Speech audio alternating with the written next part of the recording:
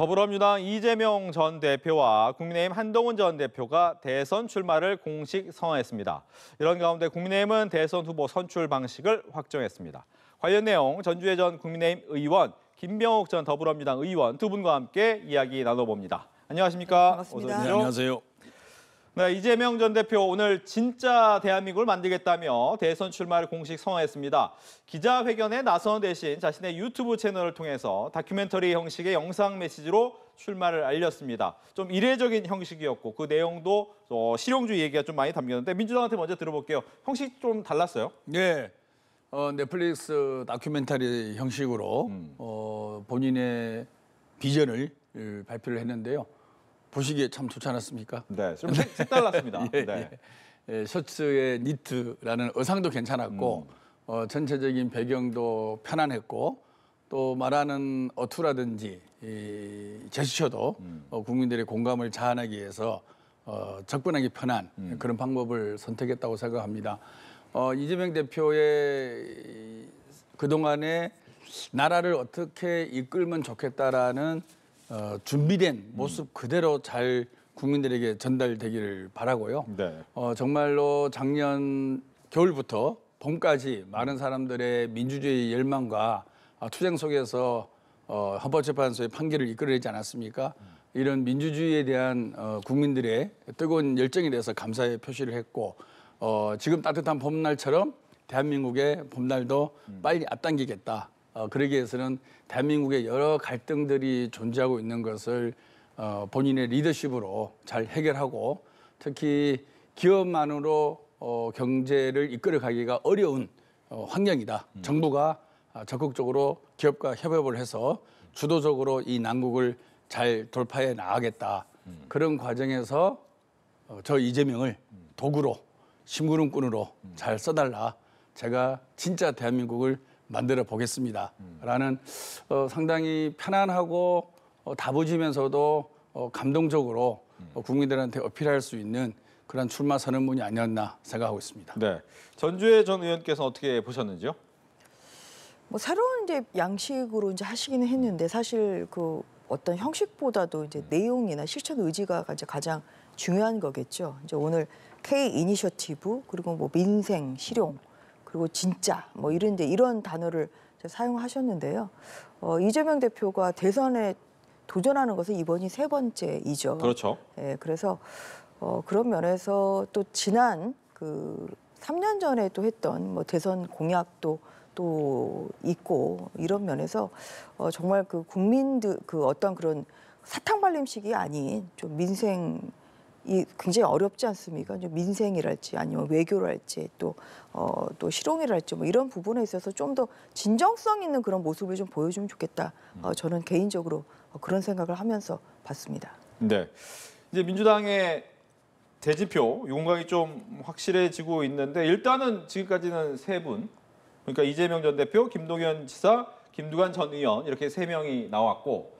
한 명 더 나온다면 아마 김경수 전 지사가 아닐까라는 얘기가 나오고 뭐 견재수 의원 얘기도 있긴 있더라고요. 당내에서는 어떻게 보고 계신지 이 안에 현재 대진표가 어떻게 짜여질 것으로 예상하십니까?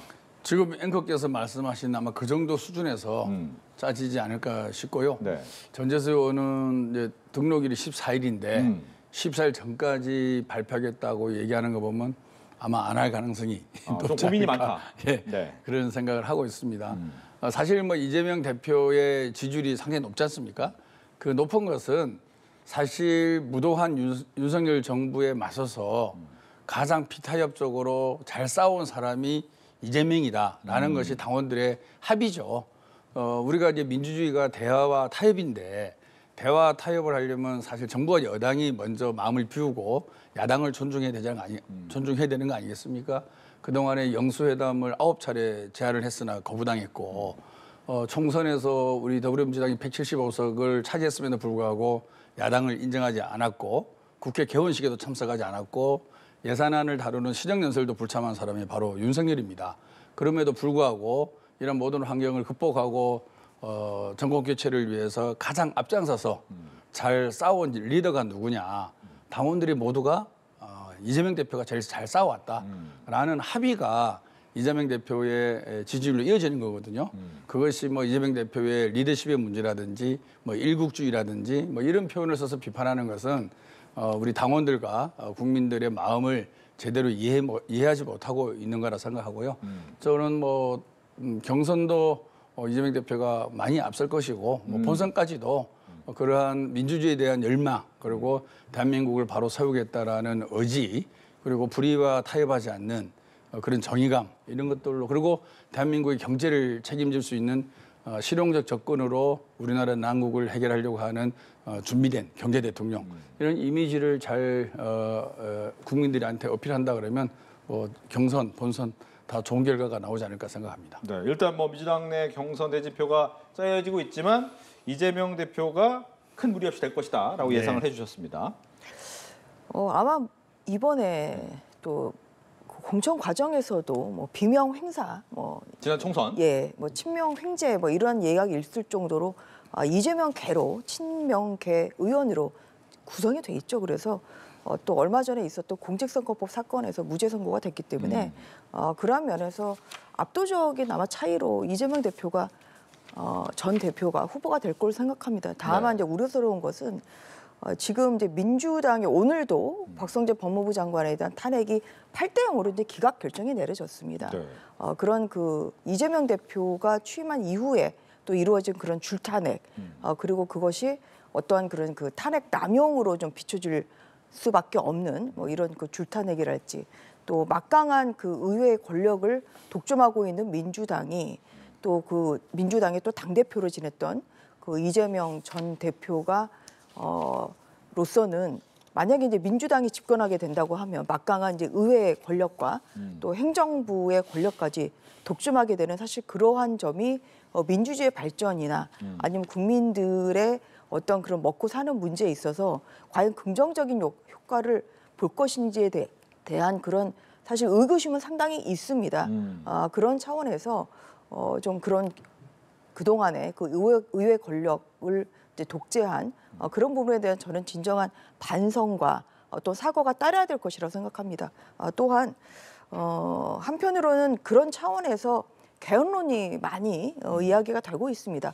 뭐 대통령의 권한 분산뿐만 아니라 대통령 권력의 권한 분산뿐만 아니라 의회도 권력을 어떻게 또 견제할 수 있는지 뭐 이런 부분에 대해서도 많은 그런 개헌론이 나오고 있는데 이 부분에 대해서 특별한 그런 이야기 없다는 것은 좀 다소 실망스러운 점이 있습니다. 그래서 정말 그 진정한 그런 그 민주주의 발전을 위해서는 현재 그 개헌이 굉장히 필요한 절실한 시점이기 때문에 그러한 면에서 본인이 대통령이 돼서 5년간 모든 권력을 휘두르겠다 이러한 생각을 좀 벗어내시고 진지한 그런 권력 분산형의 개헌에 목소리를 좀 내주셨으면 하는 그런 바람을 가지고 있습니다. 네, 박성재 장관 탄핵은 잠시 뒤에 더 한번 질문을 드리겠고, 그러면 이렇게 말씀하신 것 중에서 그 부분은 질문을 드려야 될 것 같아요. 어떤 거냐? 왜 개헌 부분에 대해서 나중에 얘기하겠다라고 얘기를 했습니다. 물론 지금은 내란 종식이 우선이다라고 얘기를 했지만 적어도 뭐 어느 정도의 큰 틀의 그림은 오늘 이야기할 수 있지 않았을까라는 생각이 들긴 하거든요. 이 부분이 빠진 부분은 어떻습니까? 개헌 부분. 사실 지금 헌법이 87년도에 만든 헌법이라서 네. 건 40년이 지났지 않습니까? 따라서 개정의 필요성은 다 공감하고 있는 거죠. 그런데 이제 언제 어떤 내용을 할 거냐 그게 중요한 거 아니겠습니까? 지금 대선이 60일도 남지 않았습니다. 지금 뭐 4년 중임제를 비롯한 권력 구조, 감사원의 국회로의 이관, 그다음에 대통령과 국회 권한을 어디까지 나눌 것인가, 그리고 뭐 데이터 주권이라든지 여러 가지 성소수자들이라든지 이런 개인의 기본권 문제, 많은 문제가 개정돼야 된다는 공감대는 있는데 그 내용에 대해서는 참 합의하기가 어려운 게 또 사실입니다. 그럼 한번 생각해 보십시오. 지금 대통령제가 옳은지 의원내각제가 옳은지 대통령제 중에서도 5년 단임이 옳은지 4년 중임이 좋은지 저는 합의가 쉽지 않다 봅니다. 모든 사안이 그렇거든요. 그래서 그런 부분들은 대선 이후에 충분히 여야가 합의로서 저는 할 수 있다고 보고요. 이재명 대표가 지난번에 말씀했지만 지금 개정을 한다 그러면 헌법 전문에 5.18 광주 민주화운동 정신을 포함시켜서 개정하는 문제, 그다음에 비상계엄으로 인해서 전 국민이 불안에 떨었고 경제가 추락했고 신도가 하락했지 않습니까? 비상금 요건을 강화하는 문제. 뭐 그 두 가지 정도는 이거는 여야라든지 세대를 초월해서 합의할 수 있는 거 아니냐. 최대한으로 우리가 합의할 수 있는 거는 합의하고 나머지 부분은 대선 이후로 미루자. 결과를 보고 여야가 합의하자. 저는 그게 국민들이 원하는 거라고 생각합니다. 여기서 다시 개헌 논의를 한다는 것은 지금 내란이 계속 진행되고 있고 한덕수 총리가 계속 윤석열 꼭두가시 역할을 하고 있는데 국민들의 관심과 우리의 시대적 과제를 혼란시키는 것이죠. 아무 의미가 없고 또 합의가 되기 어렵습니다. 합의되기 어려운 과제를 단시간 내에 합의하자라고 얘기하는 것 자체가 나쁜 의도를 가진 거죠. 그래서 개헌에 대한 본질은 충분히 동의를 하나 시기적으로 그리고 국민투표법을 또 개정해야 되는 문제가 있습니다. 사전투표가 불가능하기 때문에 여러 가지 현실적 문제로 인해서 중요한 한두 가지만 이번에 개정을 하고 나머지는 대선 이후로 미루자는 게 지금 이제 대부분 국민들이 합의고 더 이상 뭐 언론에서나 다른 데서도 큰 이견이 없다고 생각합니다. 근데 이제 그러한 그 민주당의 태도가 장밋빛 전망이다. 그러니까 앞으로 하겠습니다 하는 그런 막연한 이야기를 하다가 막상 본인들이 승리하는 결과가 되면 이제 입신는 이러한 것으로 이제 비춰지는 것이죠. 그래서 진정성이 있는 그런 약속이 필요하다고 보입니다. 그러니까 뭐 당장 뭐 이번 대선에서 그것을 어떻게 국민투표에 붙이겠습니까? 그것은 좀 시간적으로 촉박한 면이 있다고 하더라도 내가 당선이 된다고 하면 언제까지 기한을 정해서 하겠다. 내지는 최소한의 핵심적인 부분, 어떠한 내용으로 개헌을 하겠다. 사실 이러한 부분에 대해서 밝혀야 그래야 국민들로서도 할 수 있는 그런 의지가 있구나 이렇게 보여질 것입니다. 그런데 막연히 앞으로 뭐 대선 후에 논의하자 이것은 이것은 믿을 수가 없는 그런 약속으로 보이거든요. 이제 그러한 면에서 지금 87년 그 헌법이 사실 시대적 변화도 많이 생겼기 때문에 바꿔야 된다는 그런 국민적인 여론이 굉장히 많습니다. 그런 면에서 개헌에 대한 중요한 핵심적인 부분에 대한 저는 그 구상은 밝혀야 된다고 그렇게 생각하고 있습니다. 참 개헌은요. 많은 언론이나 정치학자들은 뭐 대통령의 제왕적 권력을 얘기하는데 국민의힘에서는 또 제왕적 국회 권력을 얘기합니다. 벌써 이렇게 차이가 많아요. 그걸 어떻게 하겠습니까? 지금 국민의힘 얘기는 뭐 합의가 될 듯이 얘기하는데 들어가면요. 너무나 이 지금 현재 헌법과 현 정국을 바라보는 시각의 격차가 존재를 하고 있습니다. 지금은 비상계엄으로 인해서 흐트러진 우리나라의 질서를 바로잡고 내란이 깨끗이 종식이 되고 그리고 새로운 출발을 하는 게 우리의 과제인 거죠.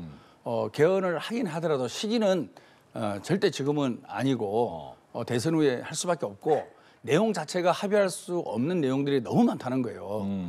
아까 말씀드린 대로 국가 권력만 하더라도 대통령의 문제냐 국회 권력의 문제냐인데 국민의힘에는 국회의 과도한 입법권을 문제라고 생각하지 않습니까? 너무나 차이가 많기 때문에 지금 그것을 논의한다고 하는 것이 큰 의미가 없고 혼란만 자초하고 시간만 낭비하고 자칫 내란 종식이라는 국민적 합의를 흐트릴 상당한 우려 섞인 시도일 수 있다라는 생각을 하기 때문에 지금 개헌 논의는 아무 의미가 없다.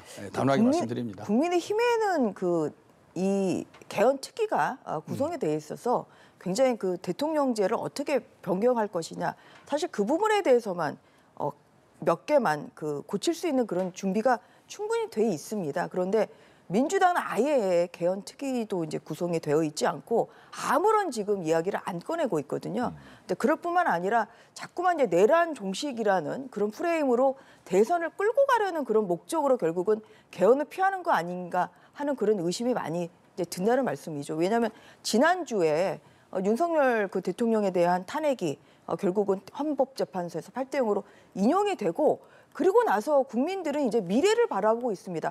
왜 이렇게 철진한 이야기를 하시는 건지 내란 종식은 이미 내란이 됐는지 안 됐는지는 그것은 법원에서 가려야 되는 것이고요. 비상계엄은 12월 3일 4일 새벽에 비상계엄 해제안이 가결됨으로써 이미 비상계엄 해제가 됐습니다. 그런데 왜 철진한 그 내란 타령으로 결국은 이 개헌을 피하고 오히려 대선에서 민주당에게 유리한 그런 프레임으로 가려는 그러한 그러한 좀 생각이 많아 보이기 때문에 네. 그러한 면에서 어떤 식으로 개헌을 할지에 대해서 최소한의 구상을 밝히라는 것이 저는 그런 무리한 주장이 아니라고 생각합니다. 대다수의 국민들은 개헌의 필요성을 공감하고 있고 어떤 식으로 제왕적 대통령제를 바꿀 것인지에 대한 그러한 부분에 대해서 관심이 많다는 점을 다시 한번 강조합니다. 내란 정식 반박까지만 듣고 다음으로 넘어갈게요. 네. 윤석열 대통령이 내란을 동반한 비상계엄을 안 일으키지 않았으면 차분하게 개헌 논의를 할 수 있겠죠. 지금 시기가 어떤 시기입니까? 윤석열 대통령이 정말 헌법과 법률 위에 군림하면서 이런 반국민적 이런 비상계엄을 일으켜서 겨우 이제 헌법재판소에서 탄핵 심판이 나온 겁니다. 아직도 한덕수 총리는 윤석열 꼭두각시 노릇을 하고 있는 거 아니겠습니까? 지금 모든 공무원 사회 영역이 아직도 내란 잔재 세력이 엄존하고 있고 아직도 윤석열식의 사고와 망상에 빠진 그런 국정을 운영하는 국무위원들이나 그런 분들이 꽤 있습니다. 이 내란을 빨리 종식시키고 새로운 자유민주주의 국가를 건설하는 것이 우리가 가장 중요한 시대적 과제고 우리의 사명이라는 거죠. 개헌을 하지 말자는 게 아니라 지금은 그것이 중요한 것이고 윤석열 대통령이 비상계엄 일으켰기 때문에 얼마 남지 않았는데 개헌하자. 이게 말이 됩니까? 말이 안 되는 논리를 계속 주장을 하시는 게 네. 지금 무슨 의미가 있습니까? 알겠습니다. 윤석열이라는 대통령이라는 분 때문에 대한민국이 이렇게 된 거지 대한민국 헌법이 잘못되기 때문에 이렇게 된 건 아니거든요. 문재인 대통령이 비상계엄 일으켰습니까? 안 하잖아요. 윤석열이라는 사람의 잘못으로 인해서 이 제도가 같이 지금 같이 혼란스럽게 지금 해석이 되고 있는데요. 물론 그렇다 치더라도 제도가 잘못된 부분도 있을 겁니다. 그거는 차분차분하게 따져야지 이 짧은 50일 남지 않은 이 시기에 대한민국의 민주적 기본 질서를 제도화하고 체계화시키는 이 헌법을 빨리 왜 안 하냐 이렇게 주장한다는 것은 아무런 설득력이 없는 거죠.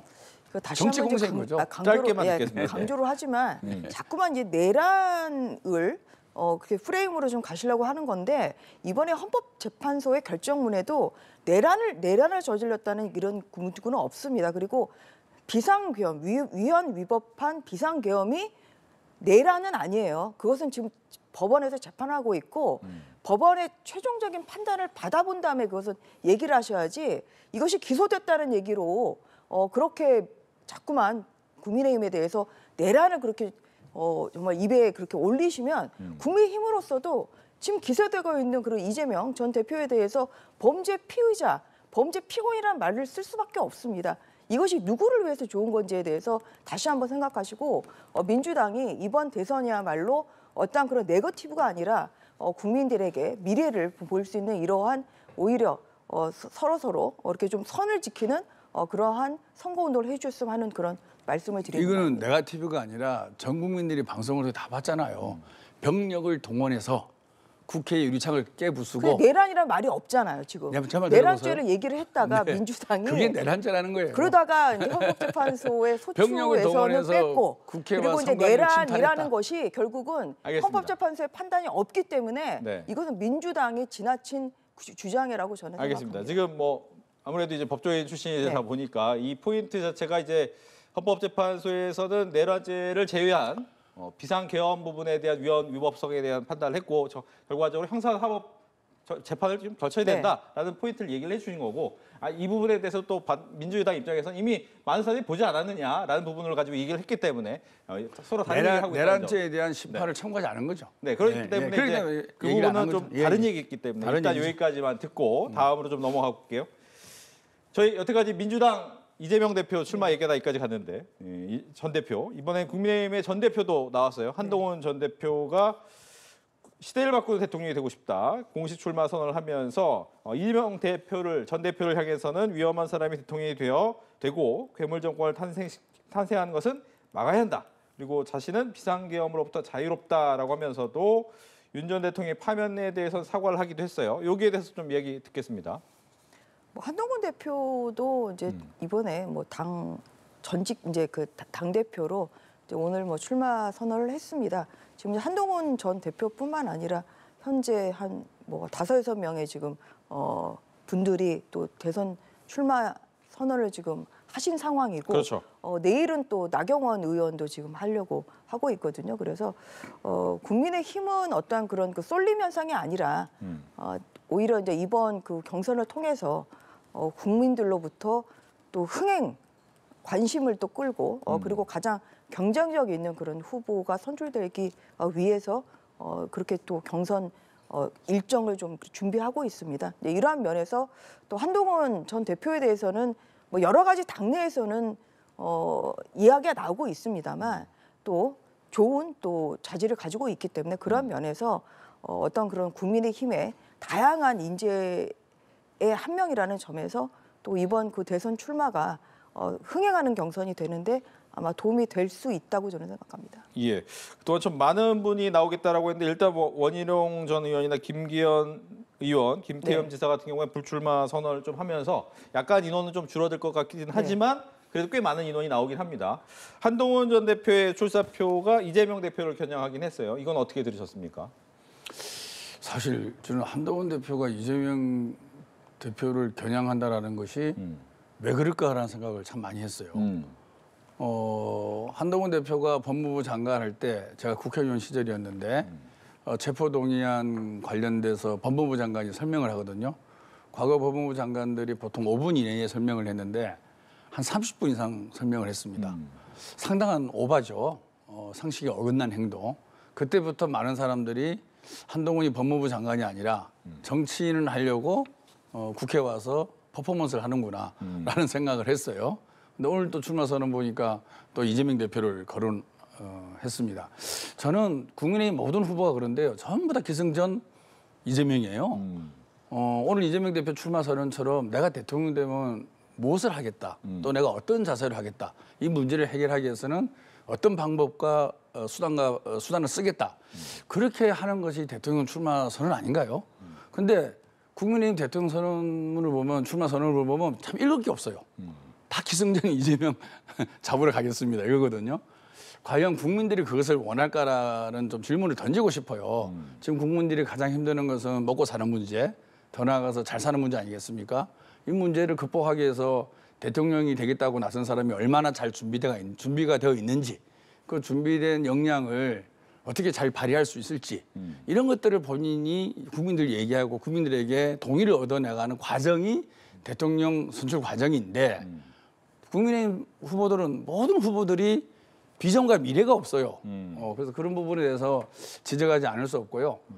그리고 한동훈 대표의 결정적인 단점은 역시 검사 출신이라는 거 극복할 수 없다고 보고요. 네. 그리고 국민의힘 대표를 하면서 과연 리더십을 제대로 보여줬느냐. 지금도 아직 뭐 한동훈 대표를 따르는 의원들이 몇 명 안 된다고 그런 거 아니겠습니까?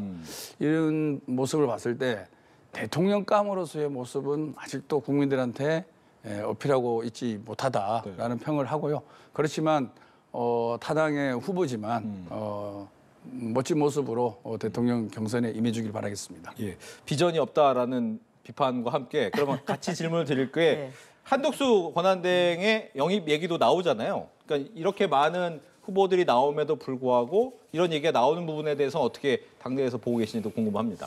우선 뭐 국민의 후보들이 어차피 민주당의 경쟁 상대는 이재명 전 대표라고 생각하기 때문에 이재명 대표를 언급을 하는 것이지 어떤 비전 제시를 전혀 안 하고 있는 건 아닙니다. 충분한 비전 제시는 하고 있고 그리고 본선에서 민주당의 후보로 좀 유력시 되는 이재명 전 대표를 꺾을 자신이 있다. 이제 이런 차원에서 말씀을 본인들의 그런 출사표를 던진다는 그런 말씀을 드리는 것이고 드립니다. 그리고 한덕수 총리 이제 같은 경우에도 뭐 당내에서 이제 그런 이야기가 나오고 있습니다만 그런데 일단 본인이 한 권한대행께서 출마할 의사가 없다고 그렇게 얘기를 하실 뿐만 아니라 지금 국민의힘의 지금 경선을 통과를 하셔야 되는 그런 부분이 있거든요. 그러니까 예를 들어서 저는 뭐 국민의힘이 그냥 경선은 하지 않고 예를 들어서 그냥 모시는 그런 형식으로 이른바 꽃가마. 예, 모시는 형식으로 그냥 그렇게 한다고 하면 한 권한대행께서도 좀 뭐 생각을 해볼 수도 있을 것 같아요. 그런데 그냥 우리 당의 경선에 뛰어들어 주시라. 이렇게 얘기를 하면 저는 권한대행께서 그게 가능한 얘기겠습니까? 저는 그건 아니라고 봅니다. 지금 굉장히 중요한 그 상황이고 그리고 또 트럼프 그 미국 대통령과도 28분간 통화를 하면서 또 여러 가지 그 현재 지금 닥쳐오고 있는 이런 관세 문제랄지 뭐 이런 부분에 대해서 또 좋은 대화를 하시지 않았습니까? 지금 사실 권한대행께서는 대통령이 거리가 된 상황이기 때문에 지금 대한민국을 잘 이끄는 것이 한 권한대행에게는 주어진 저는 사명이라고 생각합니다. 그러한 면에서 한 권한대행의 물론 충분한 장점도 있습니다만 국민의힘에서는 좀 더 훌륭한 좀 후보들을 좀 그 도전을 좀 그렇게 원하는 그런 몇 분이 아마 그렇게 얘기를 하시는 것으로 저는 그렇게 이해하고 있습니다. 알겠습니다. 시간이 많지 않기 때문에 다음 앞서서 얘기하던 박성재 법무부 장관의 탄핵소추안의 전원 일치 기각 부분으로 넘어갈게요. 민주당한테 먼저 여쭙겠습니다. 지금까지 이 법무부 장관까지 하면 9대 0이 됐겠죠? 9번 탄핵을 했는데 한 번도 기각 외에 답이 나온 적이 없어서 어떻게 봐야 됩니까? 이게 이제 대통령 비상계엄 조치 이후에 이제 장관들 탄핵 소추를 해서 헌재 판결이 나온 거 아니겠습니까? 제일 중요한 것은 윤석열 대통령이 국회의 탄핵 소추에 의해서 헌법재판소에서 판면됐다라는 게 제일 중요한 거죠. 그게 사실은 95%고 나머지 장관들은 그 비상계엄이라는 불법적인 조치에 얼마나 개입하고 공모를 했느냐라는 부분에서 우리가 의심을 하는 거죠. 특히 박성재 장관 같은 경우는 안가 해동의 주요가 아니겠습니까? 유한규 법제처장, 그다음에 김주현 민정수석, 그다음 이상민 장관, 아마 박성재 장관도 포함되어 있을 겁니다. 그러면 비상계엄 이후에 안가에 모였다는 거 아니겠어요? 충분히 의심할 만하죠. 그런데 이제 헌재는 구체적으로 그런 팩트 확인을 할 수 있는 절차와 과정은 생략을 많이 했을 겁니다. 그런 이후에 형법과 형사소송법에 의해서 더 추가적으로 저는 밝혀질 여지는 상당히 많다고 생각하고요. 저는 정말 이게 21세기 이런 잘 사는 대한민국에서 비상계엄이라는 게 말이 안 되는 거 아니겠습니까? 저는 한덕수 총리를 비롯해서 모든 국민들 정말로 시각은 문제가 있는 거죠. 그동안의 보필을 정말 잘 못 해봤고 그 당시에도 어떤 모든 수단과 방법을 동원해서라도 대통령이 비상계엄을 발표하지 못하도록 막았어야 되는 거죠. 그것이 법적으로 어떠냐 문제는 헌법재판소에서 했지만 정치적 책임은 저는 엄청나다고 생각합니다. 그 사람들이 윤석열 대통령이 비상계엄을 막지 못해갖고 수개월 동안에 모든 국민들이 광장에 나와서 민주주의를 외쳤고 환율과 주가가 계속 들락날락하는 거 아니겠습니까? 위아래로. 야, 이런 현상에 대해서 지금도 한덕수 총리나 국무위원들이 머리를 들고 막 뭐 이렇게 변명을 하는 거 보면 저는 정말 답답하고 미치고 환장했어요. 어떻게 저런 사람들이 대한민국 국민으로서 존재를 했을까? 어떻게 대통령이 저런 망상에 사로잡혀서 저런 결정을 한 과정에 있어서 무슨 역할과 책임 있는 모습을 보여줬을까라는 측면에서는 역사적으로 영원히 그 책임에서 벗어나지 못한다고 생각을 하고 있습니다. 한덕수 총리 이하 모든 국무위원들이. 알겠습니다. 그 이제 박성재 이제 법무부 장관의 탄핵에서 이제 기각이 됨으로써 이제 보여준 것은 결국은 민주당이 수권 정당인자에 대한 의무를 가질 수밖에 없습니다. 이것이 명분 없는 그런 줄탄핵으로 결국 11번째 그 탄핵이 기각되는 결국은 민주당이 윤석열 정부의 발목을 세게 잡았다. 그리고 이유 없는 그런 발목을 잡았다. 이런 것이 오늘도 다시 한번 확인이 된 부분이라고 생각합니다. 그러한 면에서 저는 민주당의 진지한 또 반성이 필요한 거 아닌가 생각합니다. 특히 내란죄에 가담했다고 끊임없이 민주당에서 떠들어댔거든요. 그런데 오늘 그 결정문을 보면 이런 것이 다 아니다라고 그렇게 판명이 됐습니다. 아까 얘기하신 안가회동에서도 그 모이는 것만으로 어떠한 그것이 내란죄가 되는 것은 아니죠. 삼천동의 그 안가에서 모였다는 거 그 사실만으로 후속 조치를 논의를 했달지 대응 방안을 모색을 했달지 이러한 사실이 모두 다 인정이 되지 않았습니다. 이런 것은 바꿔 말하면 결국은 민주당이 엄청난 지금 내란 프레임으로 이 지금 탄핵 국면에서 윤석열 전 대통령과 그리고 또 국민의힘에 대해서도 이러한 덮어씌우기가 굉장히 심했다고 볼 수밖에 없습니다. 이러한 면에서 오늘 그 탄핵에 이 시사하는 바는 민주당이 과연 수권 정당으로서의 자격이 있는가? 저는 이 부분이라고 생각합니다. 네. 그러면 끝으로 하나만 더 질문할게요. 민주당 한덕수 권한대행 재탄핵합니까? 저는 그동안에는 이제 대선을 관리해야 될 책임 있는 사람이 국무총리 아니겠습니까? 그래서 탄핵의 조건은 맞는데 현실적으로는 조금 신중한 입장이었습니다. 근데 최근에 헌법재판관을 2명 임명하는 걸 보고 정말 큰일 날 사람이구나. 어떻게 대한민국의 총리가 법을 자기 마음대로 해석을 하고 소극적 권한과 적극적 권한을 3개월 전과 지금과 발언을 저렇게 달리하는 것인가라는 모습을 보면서 탄핵이 불가피하지 않느냐라는 생각이 듭니다. 왜냐하면은 한덕수 총리는요 윤석열 대통령을 잘못 모신 큰 원죄가 있는 사람입니다. 어찌 국무총리가 대통령이 쿠데타를 일으키는데 가만히 있게끔 있어온 거 아니겠습니까? 그게 어떻게 총리가 가능합니까? 어떤 식으로 몸을 던져서라도 막았어야 되는 것이죠. 그리고 대한민국 경제를 망가뜨린 사람 아니겠습니까? 30년 전 MB식 사고방식으로 나라 경제를 해갖고 지금 대한민국 경제 비전이 안 보이는 거 아니겠습니까? 그리고 대외 통상, 외교 전략 다 우리나라가 지금 어려워지고 있습니다. 한덕수 총리가 지금 뭐 대통령 후보로 거론되는 것 자체가 어떻게 보면 나라의 망신이죠. 정말 윤석열 대통령을 나락으로 떨어뜨린 제일 주범 중에 한 사람이 제일 주범 물론 김건희 여사겠지만 두 번째 정도는 그 책임이 막중한 사람입니다.